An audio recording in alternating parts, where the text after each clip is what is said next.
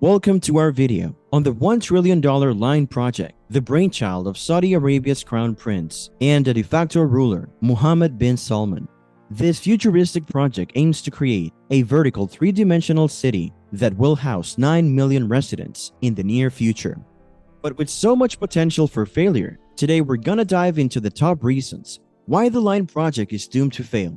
From human rights violations to ecological disasters and the project's overall inefficiency, we will take a closer look at why the line project may go down in history as one of the most expensive failures of mankind. So, let's get started. Reason number 4. The technology to support this vision does not exist yet.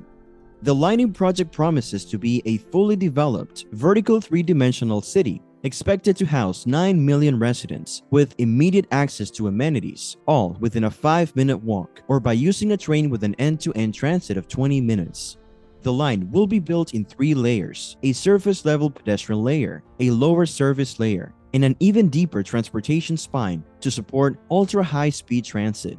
However, the technology needed for its proposed transit system is many decades away. Traveling 106 miles in 20 minutes would require a speed of 318 miles per hour, and the fastest Hyperloop tests so far have topped out at 288 miles per hour without any passengers.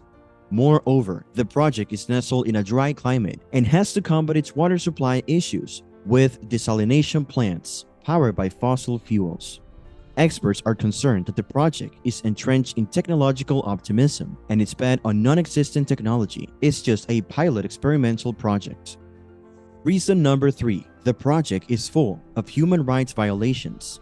The line project has been built on virgin land, but there have been turbulent, violent efforts to relocate the indigenous residents on the Neon site.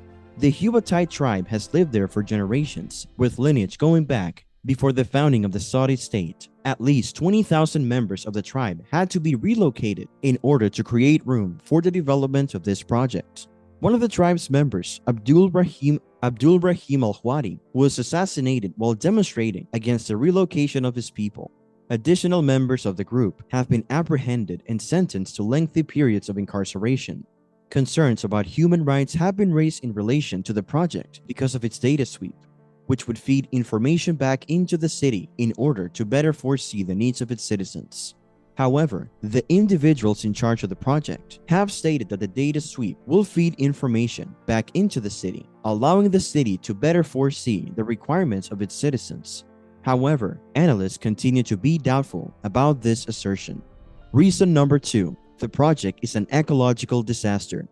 Be that as it may, the structure of the line would emanate more than 1.8 billion tons of carbon dioxide, which is similar to over 4 years of the United Kingdom's all-out discharges.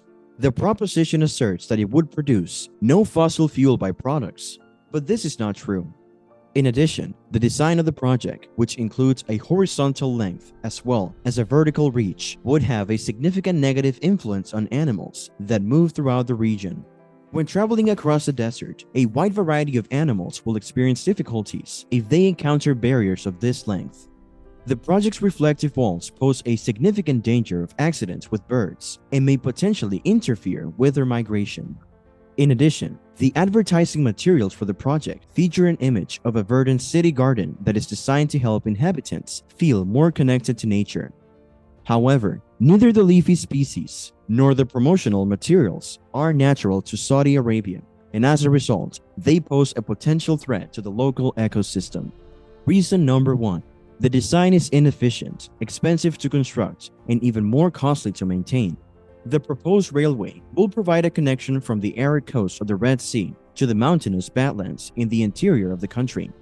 The undertaking will ultimately be home to a large number of individuals in its desert setting, in spite of the way that mid-year temperatures will frequently surpass 100 degrees Fahrenheit and there will be almost no admittance to new water. Some people have questioned the usefulness of the building's towering height, arguing that there is plenty of empty space in the desert for it to expand into. Once more, it is normal that the development would cost $1 trillion as opposed to the $500 billion that were initially publicized. The expenditures associated with the project's upkeep are also a cause for concern. Ambitious megaprojects often run into a number of unforeseen challenges, including bloated budgets, technology constraints, adverse economic conditions, and mismatched vision with reality execution, all of which contribute to the possibility of the project's failure. The Line project is facing numerous challenges that may hinder its success. From the lack of technology to support its vision, human rights violations, ecological disasters, and the project's overall inefficiency, the Line may go down in history as one of the most expensive failures of mankind. While Neon proudly advertises its new urban way of living, experts believe that these goals are unfeasible, spatially ineffective, and economically costly to operate and maintain. Hence, the fate of this aggressive venture is unsure, and the truth will surface eventually, assuming that it will at any point be finished. What do you think? Do you think the Line project will succeed or fail? Let us know your thoughts in the comments below. Thank you for watching, and we will see you in the next video.